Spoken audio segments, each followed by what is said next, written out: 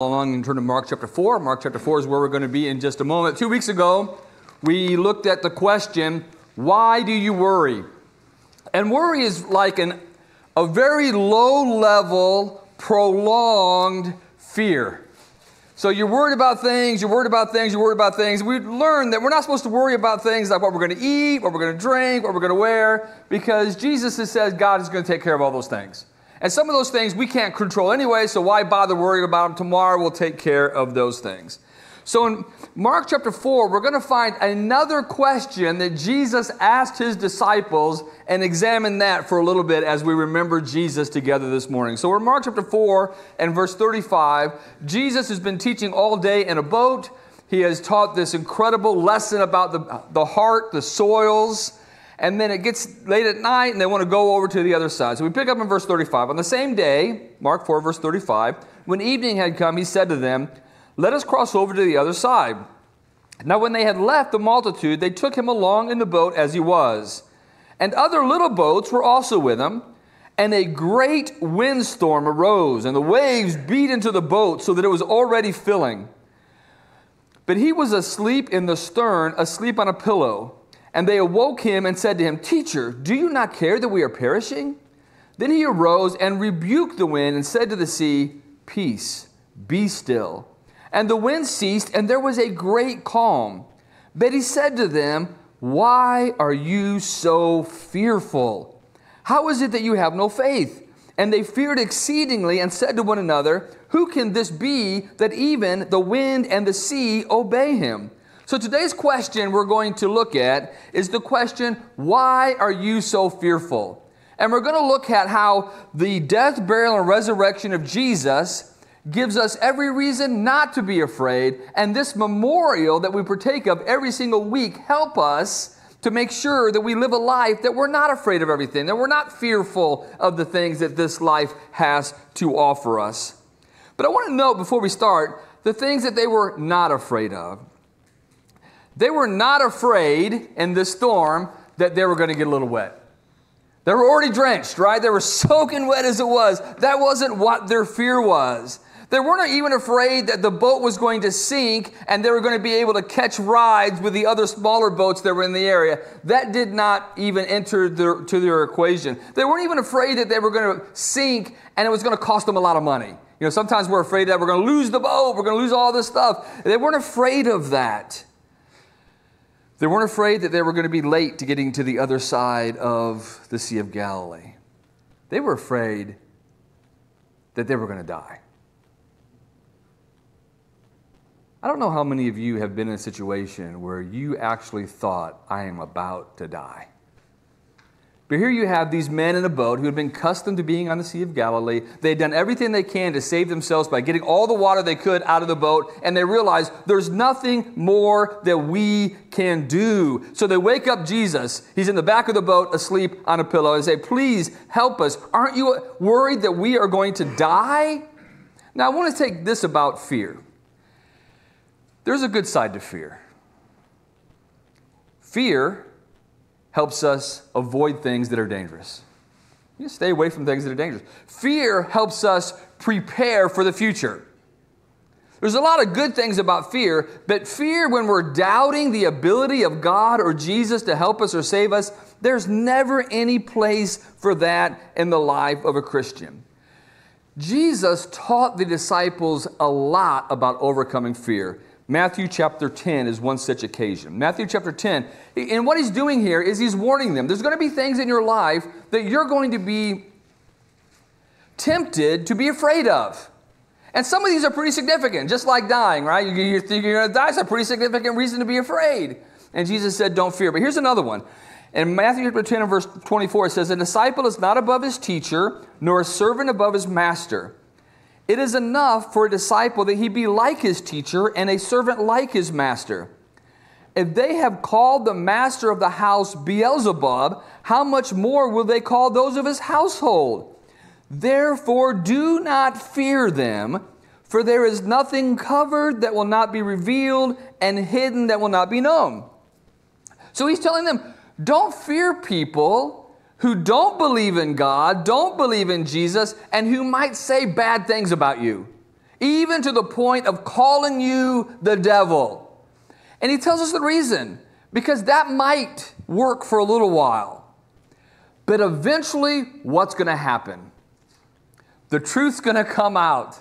Everyone one day will know that Jesus is Lord, and everyone one day, even if they made fun of you your whole life for being a Christian, at some point they will recognize you following Jesus was the right decision. So God's going to make sure everything uncovered comes to light. So it's temporary. They're living with darkness, and they're calling you these names.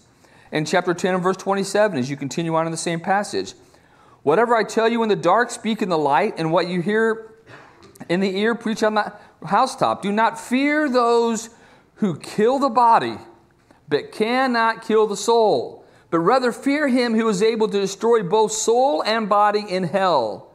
Are not 2 sparrows sold for a copper coin, and not one of them falls to the ground apart from your Father's will? But the very hairs of your head are all numbered. Do not fear, therefore. You are of more value than many sparrows.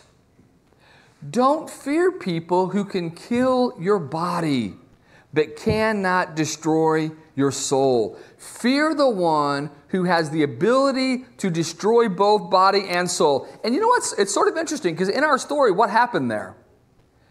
They stopped fearing the loss of their body. They stopped fearing the wind and the waves and the sea that could destroy their lives. And once Jesus calmed the wind and the sea, they started fearing the one who had the control to take care of their souls too, right?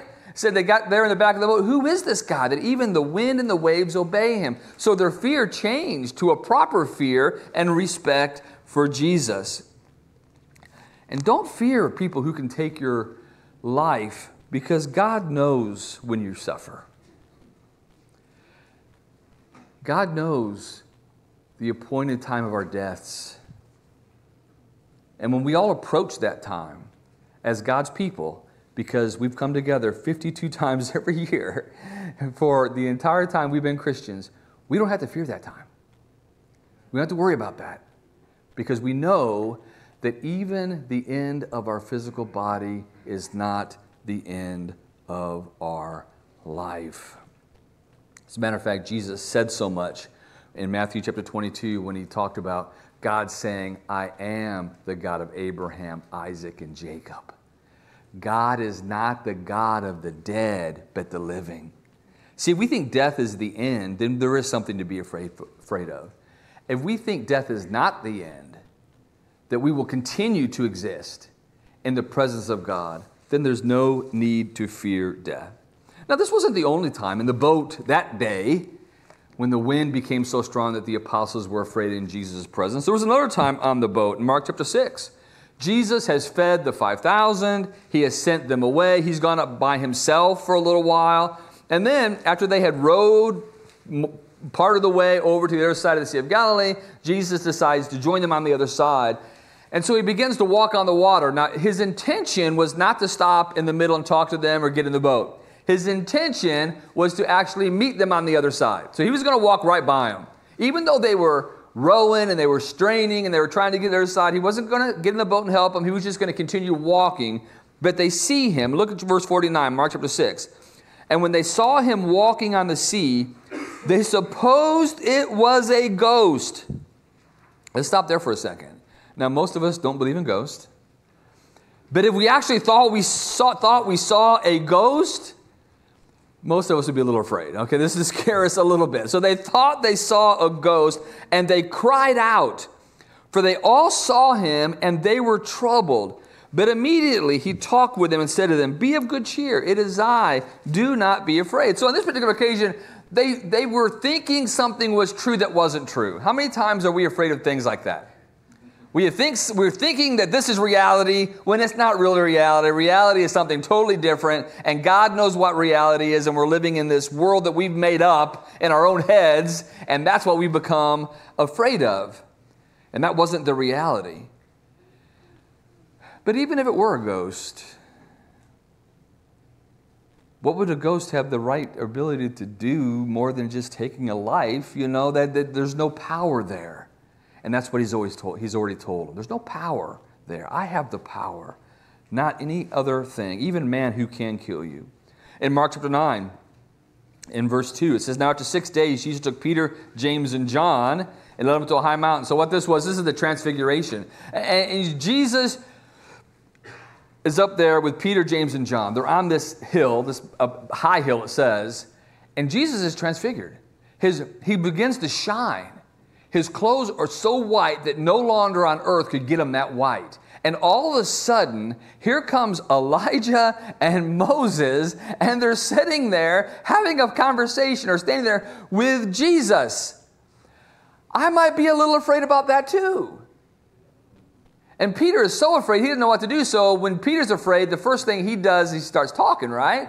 Some people, when they're afraid, hey, let's just talk. It might make things better. And that's Peter. So Peter says, hey, this is good that we're here. Let's build a tabernacle for you, Jesus. We'll build one for Elijah. We'll build one for Moses. And that was totally the wrong thing to say. And one of the other accounts says, Jesus touched them and said, don't be afraid.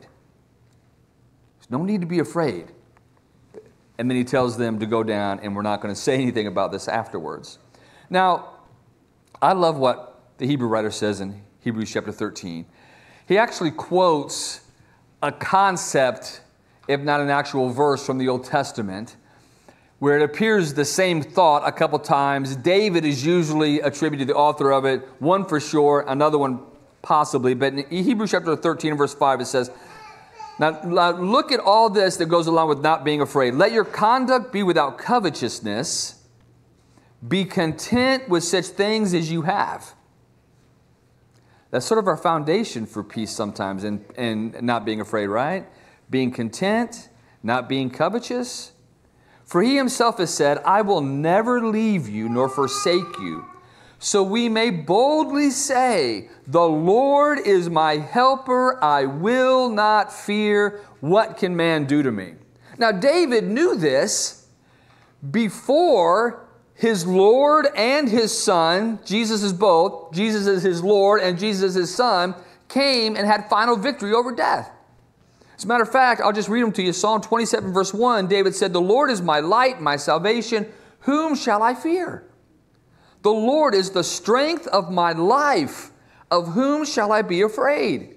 And in Psalm 118 and verse 6, the Lord is on my side. I shall not fear. What can man do to me? And that famous passage in Psalm 23 where he says, yea, though I walk through the valley of the shadow of death, I will fear no evil. For you are with me, your rod and your staff, they comfort me. So David, even before Jesus came along and conquered death, could say of God, God, you're always with me. You're my strength. You're my helper. As long as you're by my side, I will not fear. Now I'm going to link this to what we're doing. In John chapter 14, this is the night before Jesus is betrayed and dies. He's in the upper room with his disciples. You remember he's already washed their feet in that evening.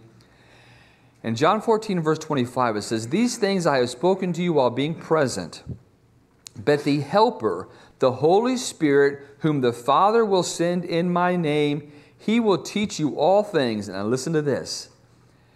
And bring to your remembrance all things that I said to you. Peace I leave you.